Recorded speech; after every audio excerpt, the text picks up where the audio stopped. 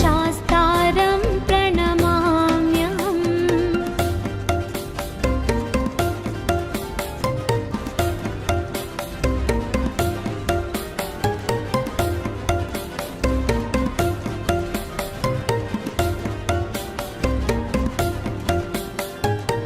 पाण्ड्यवंश तिलकं भारते केली विग्रहम् आर्तत्राणापरं देवं शास्तारं प्रणमाम्यहम्। पञ्चरत्नाख्यमेतद्यो नित्यं शुद्धः पठेन्नरः तस्य प्रसन्नो भगवान् शास्ता वसति मानसे।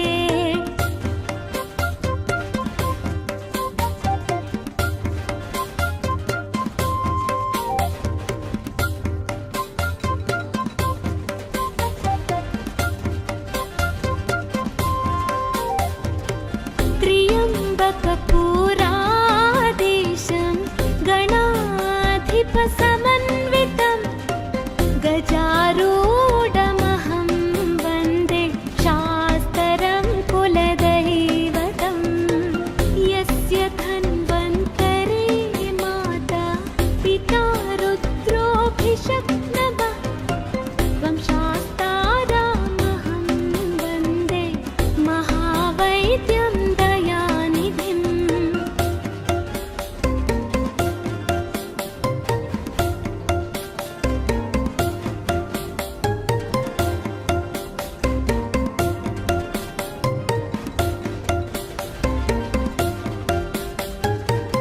अरुणोदया सङ्काशं नीलकुण्डलधारणं नीलाम्बरधरं देवं वन्देऽहं ब्रह्मानन्दम्। चापबाणं वामस्ते चिन्मुद्रां दक्षिणकरे विलसत्कुण्डलधरं वन्देऽहं विष्णुनन्दनम्।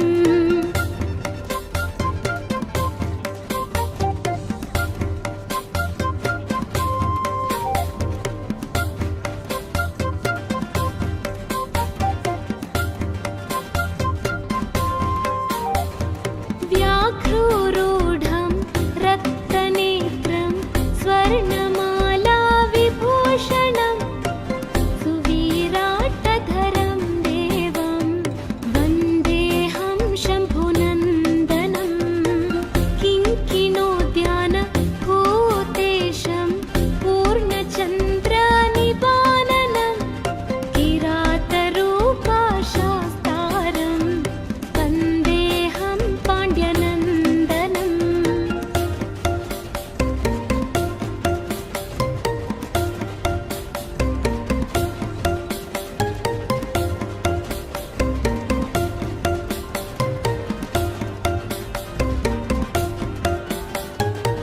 भूतभेताळ संसेव्यं काञ्चनाद्रिनिवासितं मणिकण्ठामिति ख्यातं वन्देऽहं शक्तिनन्दनम्। श्रीहरीशपुत्रं देवं श्रीहरिशङ्करात्मजं शबरिगिरीश्वरं देवं नमामि भूतनायकम्।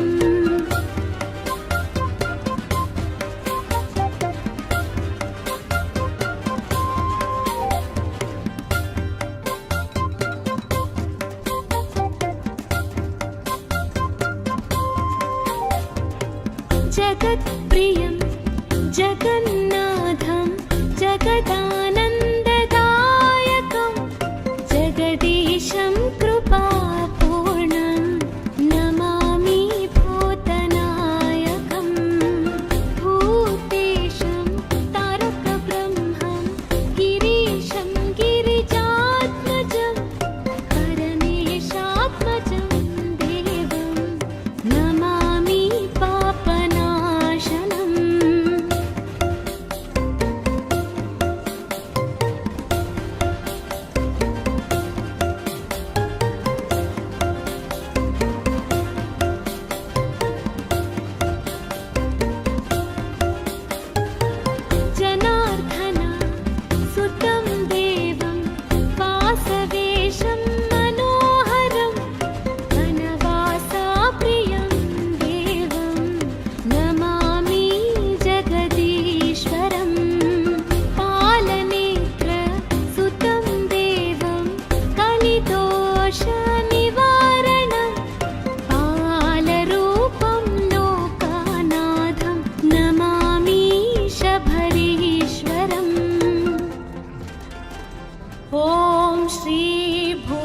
नाथ सदानन्द सर्वा भूतदयापर रक्ष रक्ष महाबाहो शास्ते लभ्यं नमो नमः।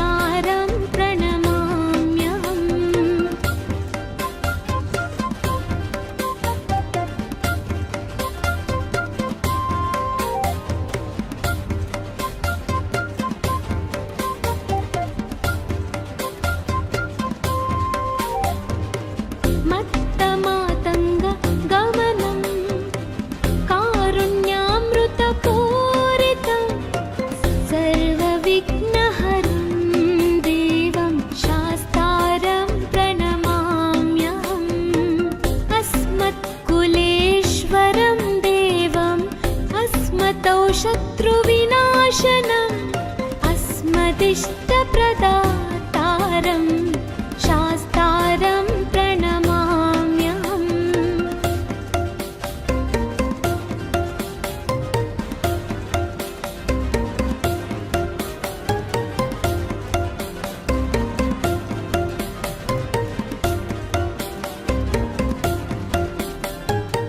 पाण्ड्यवंश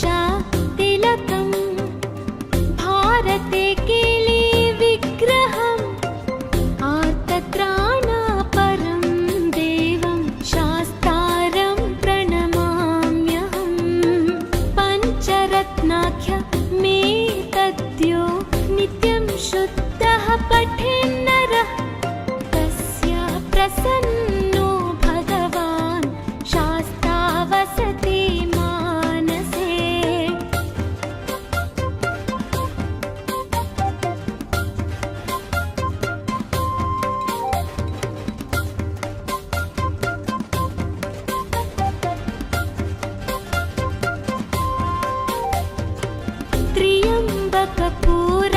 त्र्यम्बकपुराधीशं गणाधिपसमन्वितं गजारूढमहं वन्दे शास्त्रं कुलदैवतं। यस्य धन्वन्तरे माता पिता रुद्रोऽभिषक्तमः त्वं शास्तारामहं वन्दे महावैद्यं दयानिधिम्।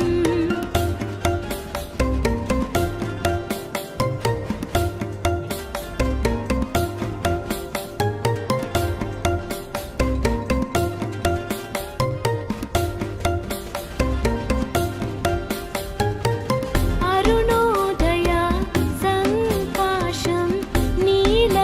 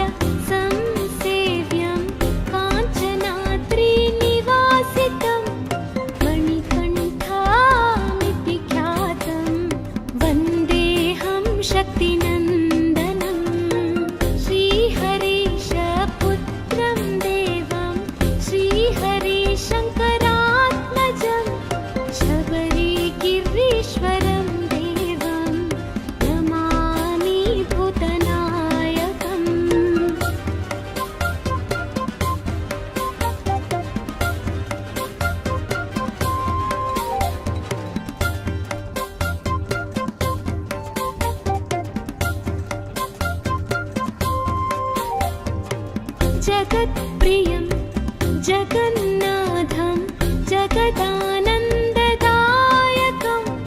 जगदीशं कृपापूर्णं नमामि भूतनायकं भूतेशं तारकब्रह्मं गिरीशं गिरिजात्मजं परमेशात्मजं देवं नमामि पापनाशनम्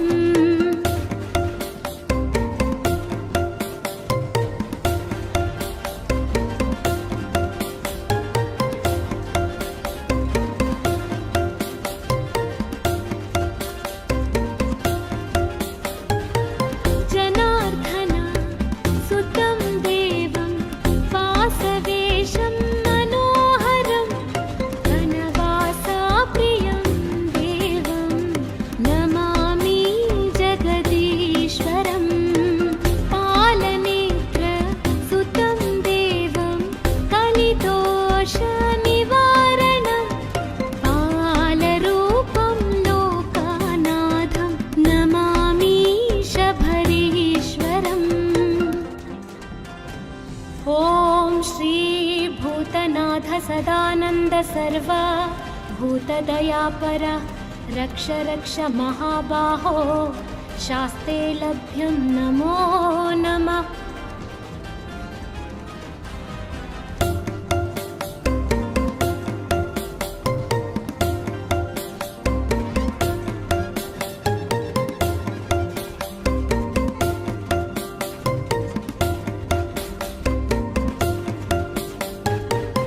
लोकवीरं महापूज्यं सर्वरक्षाकरं विभुं पार्वती हृदयानन्दं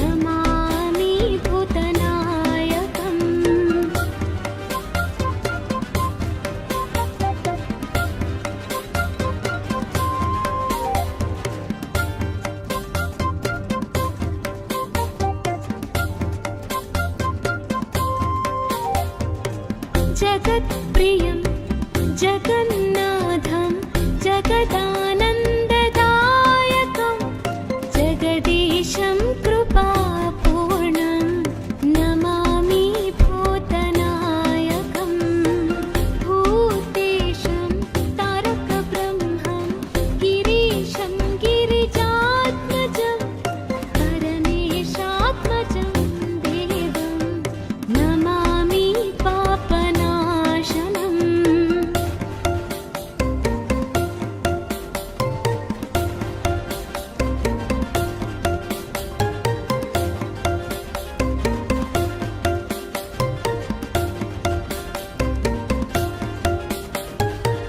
जनार्दन सुतं देवं वासवेशं मनोहरं वनवासप्रियं देवं नमामि जगदीश्वरं पालनेत्र सुतं देवं कलिदोषनिवारणं बालरूपं लोकनाथं नमामि शबरीश्वरम् ॐ श्री भूतनाथ सदानन्द सर्व भूतदयापर रक्ष रक्ष महाबाहो शास्ते लभ्यं नमो नमः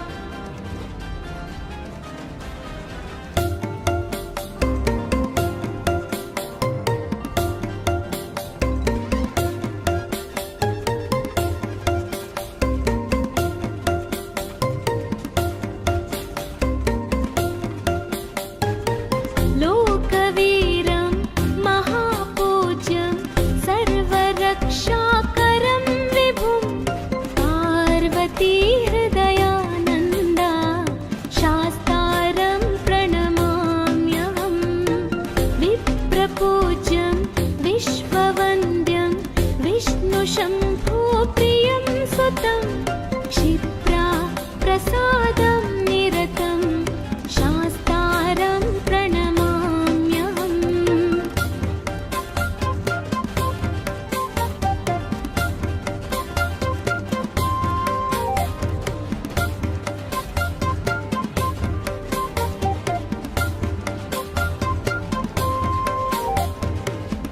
मत्तमातङ्ग गमनं कारुण्यामृतपूरितं सर्वविघ्नहरं देवं शास्तारं प्रणमाम्यहम् अस्मत्कुलेश्वरं देवम् अस्मतौ शत्रुविनाशनम् अस्मदिष्टप्रदातारं शास्तारं प्रणमाम्यहम्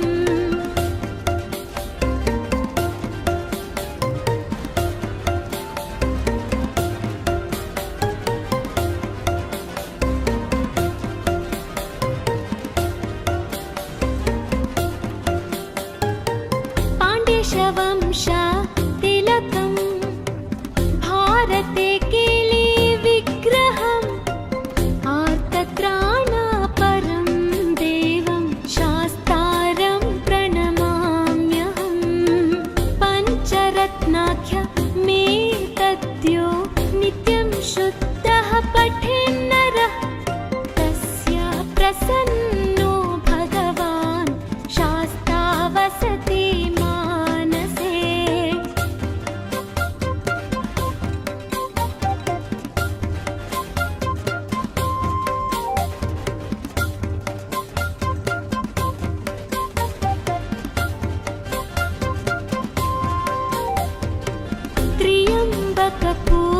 त्र्यम्बकपुराधीशं गणाधिपसमन्वितं गजारूढमहं वन्दे शास्त्रं कुलदैवतं यस्य धन्वन्तरे माता पिता रुद्रोऽभिषक्तमः त्वं शास्तारामहं वन्दे महावैद्यं दयानिधिम्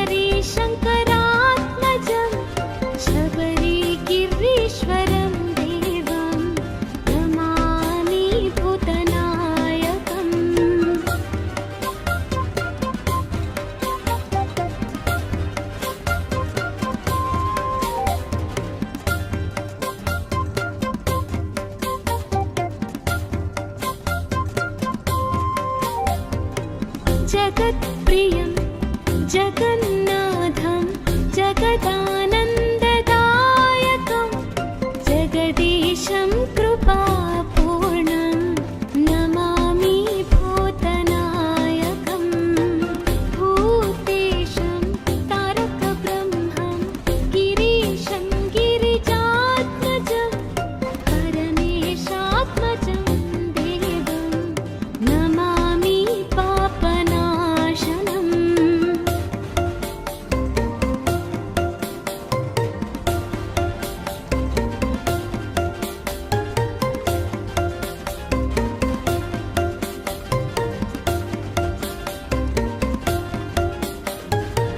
जनार्दन सुतं देवं वासवेशं मनोहरं वनवासाप्रियं देवं नमामि जगदीश्वरं पालनेत्र सुतं देवं कलिदोषनिवारणं बालरूपं लोकानाथं नमामि शबरीश्वरम् ॐ श्री भूतनाथ सदानन्द सर्वा भूतदयापर रक्ष रक्ष महाबाहो शास्ते लभ्यं नमो नमः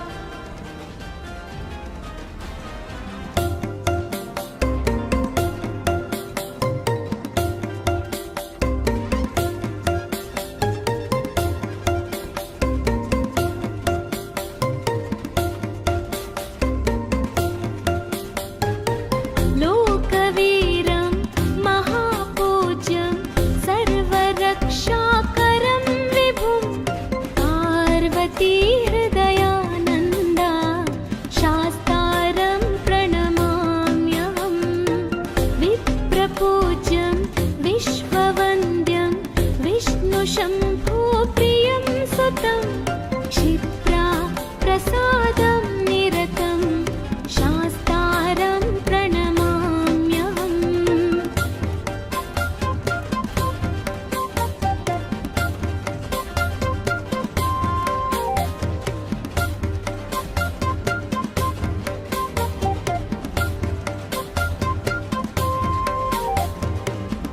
मत्तमातङ्ग गमनं कारुण्यामृतपूरितं सर्वविघ्नहरं देवं शास्तारं प्रणमाम्यहम् अस्मत्कुलेश्वरं देवम् अस्मतौ शत्रुविनाशनम् अस्मदिष्टप्रदातारं शास्तारं प्रणमाम्यहम्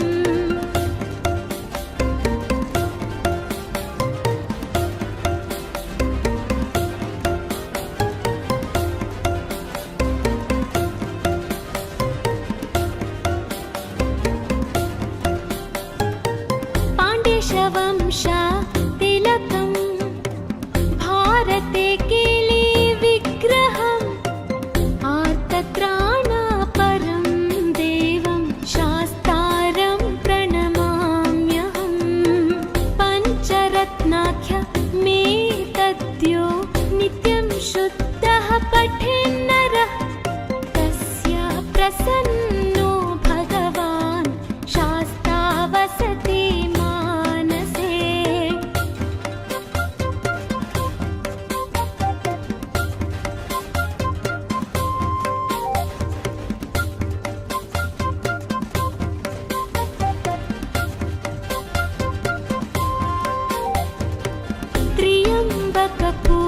त्र्यम्बकपुराधीशं गणाधिपसमन्वितं गजारूढमहं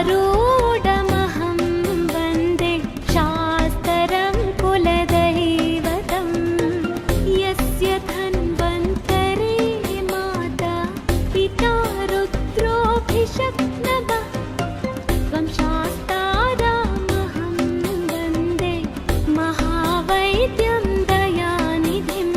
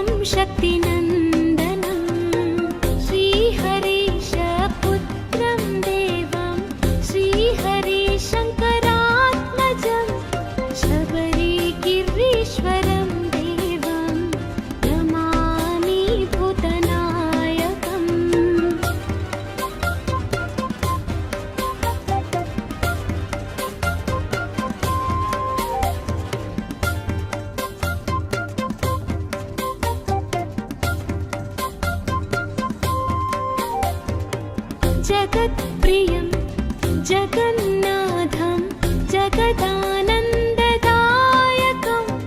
जगदीशं कृपापूर्णं नमामि भूतनायकं भूतेशं तारकब्रह्मं गिरीशं गिरिजात्मजं परमेशात्मजं देवं नमामि पापनाशनम्